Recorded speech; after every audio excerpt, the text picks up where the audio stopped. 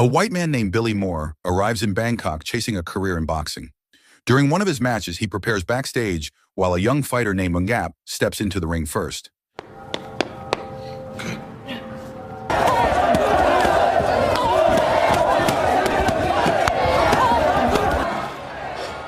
As Billy waits for his turn, a sudden wave of anxiety hits him hard. To calm his nerves, he secretly takes Yaba, something he has been relying on before almost every fight. The drug pushes his emotions into overdrive, and when he finally enters the ring, he fights without control or strategy. His opponent turns out to be far more skilled and easily beats him down, leaving Billy battered and shaken.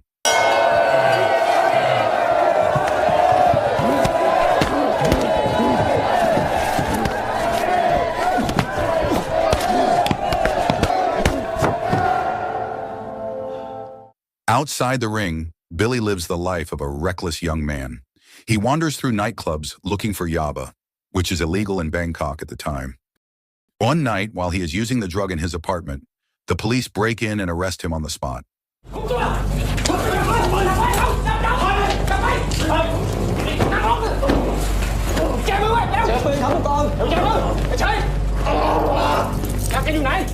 At the station, officers present solid evidence, leaving Billy with no way to deny anything. And in that single moment, his world collapsed into darkness. This is a prayer before dawn. Billy is sentenced to 5 years in prison and taken to the notorious Klong Prem, known for its harsh conditions. While his height is being measured during intake, a guard named Campbell secretly slips him heroin. Billy is then pushed into a crowded communal cell filled with dozens of inmates. Inside, he is immediately approached by a ladyboy inmate trying to befriend him, and he also discovers that the prisoner lying beside him has already died from illness. Even after just one day, Billy feels the brutal reality of prison life. He has to fight through a crowd of inmates just to get drinking water.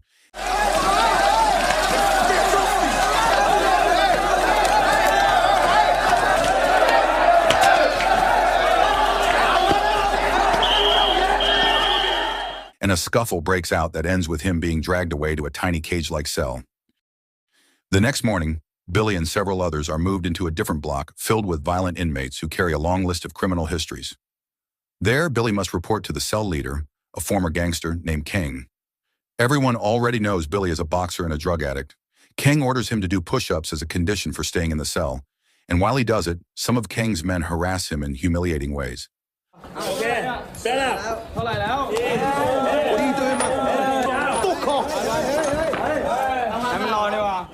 Not long after, Billy witnesses fights constantly erupting between new inmates and old ones.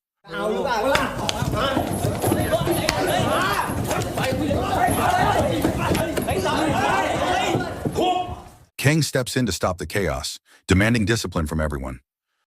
Later that night, while Billy heads to the toilet, Kang's men suddenly grab him from behind. They drag a new inmate away to be beaten, and watching this unfold leaves Billy weak, terrified, and fully aware of how cruel life behind these walls is. The next morning, the entire prison wakes to a grim shock. A new inmate has died after doing the unthinkable. Once the body is taken away, Billy notices Kang's right-hand man, Lek, watching him closely. Lek quietly warns him not to reveal anything about what happened the night before. Later, during mealtime, Billy approaches a guard to ask for painkillers. The guard refuses because Billy has no money or cigarettes to barter with. Frustrated and desperate, Billy loses control and lashes out, which ends with guards beating him down.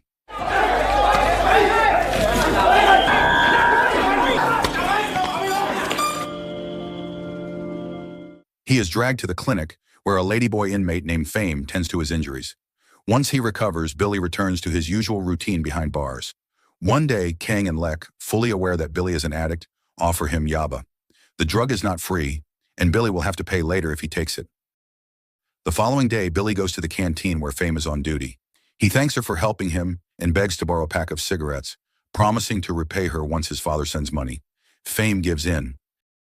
Billy immediately trades those cigarettes to Lek in exchange for more drugs. That night, while the inmates are sleeping, an alarm suddenly blares. Guards flood the block and force everyone into the yard. 3 officers have been murdered, and a full search begins. During the inspection, a guard finds drugs hidden in Billy's shirt. Billy insists the shirt is not his, and after checking, The guards discover it belongs to Lek. Lek is pulled out of the lineup and taken away for punishment. The next day, as Billy heads to eat, he sees Campbell clashing with a group of Muslim inmates. The argument escalates, turning into a violent brawl. After the meal, Billy approaches Campbell to give him yaba, since Campbell once provided it for free. But the next day, when Billy returns, Campbell changes the deal. He demands Billy attack the 3 Muslim inmates he fought with earlier. Billy refuses at first, knowing it is against the rules, but his addiction is too strong.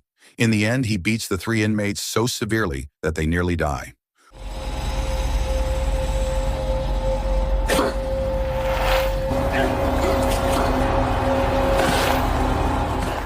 Overcome with guilt, Billy realizes how much the drug has destroyed him.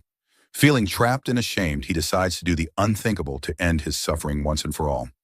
Fortunately, another inmate notices his condition just in time and rushes him to the prison infirmary. After recovering, Billy receives a visit from Nyap, who proudly shares that he has won a Muay Thai tournament.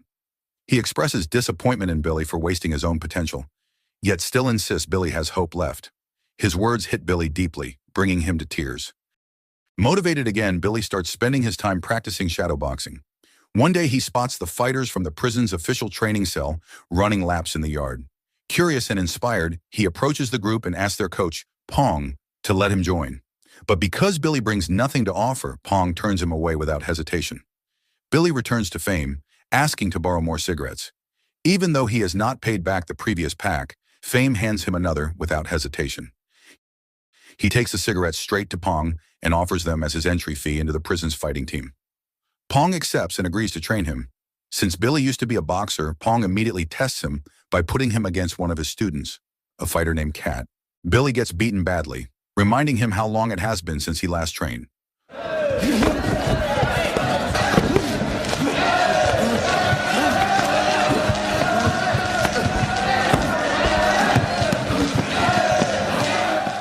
Over the next few days, Billy throws himself into practice.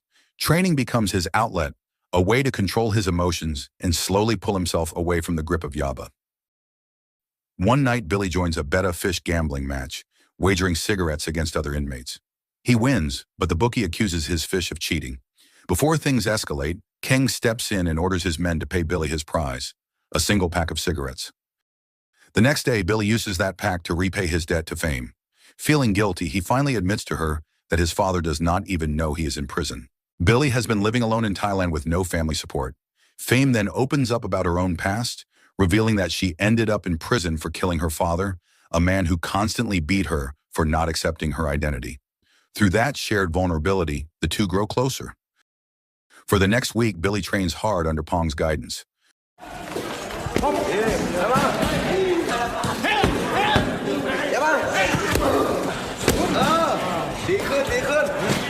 Soon, he is given a chance to fight in a match held for the prison's anniversary event.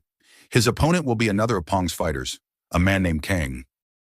When the day arrives, the fight becomes a grueling battle. By the end of the 3rd round, Billy is already badly beaten, but he refuses to quit. He pushes into the 4th round with everything he has left. In the final moments, Billy and Kang trade brutal strikes, both aiming for decisive blows.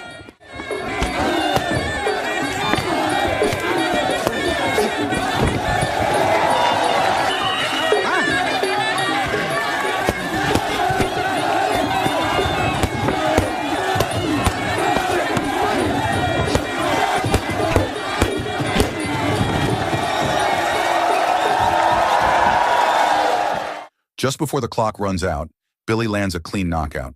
His victory draws the attention of the head warden, and the inmates from his block cheer him on with pride. The very next day, Billy receives an offer to represent Klong Prem in an inter-prison Muay Thai competition. Without hesitation, he accepts. Billy is transferred into the fighter's cell block. His old cellmates are sad to see him go, but life in the new block is far better. He finally gets nutritious meals and a structured routine. He bonds with other fighters, including Kang, who shares his own story.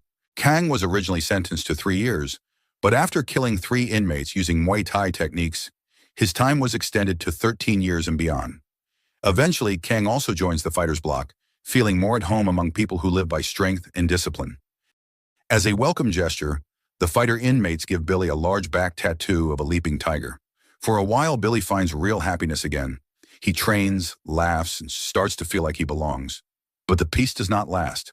One day, Billy accidentally walks in on fame with another inmate. I'm busy now, okay?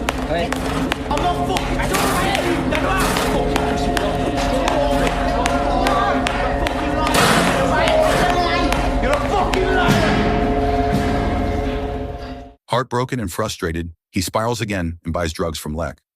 Fueled by the yaba, he ends up attacking Cat out of anger. Because of this, Billy is removed from the fighter's block and placed temporarily in a different cell. There he reflects on what he has done and regrets hurting someone who trusted him. After 2 days, he is allowed back and apologizes to Cat, who surprisingly forgives him. Billy settles back into training and reconnects with the fighters. Little by little, the rhythm of camaraderie returns, and he finds himself laughing with the others again. One day, while Billy is showering, King and his men suddenly grab him from behind. King, who carries HIV, threatens to infect Billy if he loses the upcoming inter-prison fight. They want Billy to win, and in return, he must hand over the prize money to them. Cornered and frightened, Billy agrees, and they leave him shaken. The next day after training, Billy suddenly vomits blood and feels a sharp pain in his abdomen. Once he recovers enough to stand, he is brought to the head warden, who tells him that his internal organs have been severely damaged from years of alcohol and drug abuse. Even so, Billy refuses to back out. The fight is only 2 days away, and he is determined to push through. Soon, the day of the match arrives. Billy, King, and Pong are transported to another prison where the event will take place. Before the fight begins, Pong gives Billy a quick warm-up session to help steady his nerves.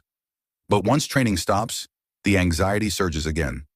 Billy feels the temptation to reach for yaba, but he remembers the damage it has caused and forces himself to stay strong. With the crowd roaring, Billy walks toward the ring. The first round opens with a barrage of strikes from both fighters.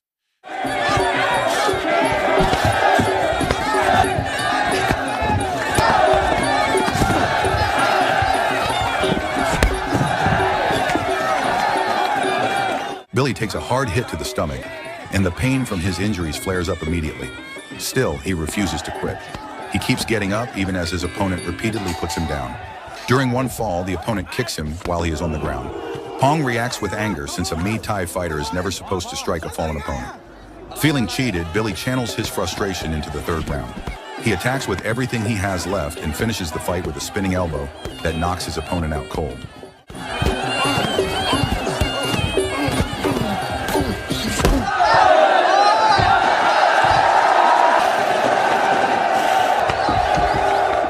But the victory comes at a cost. Billy suddenly vomits blood again and collapses in the ring. Guards rush him to a public hospital as he drifts in and out of consciousness. By the next morning, Billy wakes up and asks to go to the restroom. When he steps out, he quietly considers escaping. He slips into the elevator, exits the hospital beneath the distracted gaze of the security staff, and wanders into the city. People watch him as he walks, lost and exhausted. When he reaches a set of train tracks that seem to stretch into nowhere, he stops. At that moment, he realizes he has no one in this country and nowhere to go. With that painful awareness, Billy turns around and walks back to the hospital. After recovering, he is sent back to Klong Prem to finish his sentence. There he finally receives a visit from his father. Seeing him travel all the way from England brings Billy a rare moment of peace, and he smiles for the first time in a long while. The film closes with a message. After spending 3 years in a Thai prison, Billy was transferred to a facility in England. In October 2010, he was granted amnesty by the King of Thailand and released.